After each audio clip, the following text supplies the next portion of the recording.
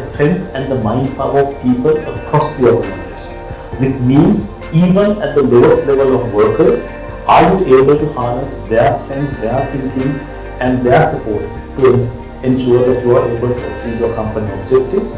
And also the young, the latest entrants into your organization, are you able to do the same with you? You must impact across the organization to ensure that you get the best for your organization.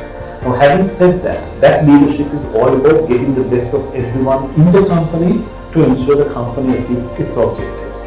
A key responsibility of any leader is also to impact the lives of the people who work for the enterprise.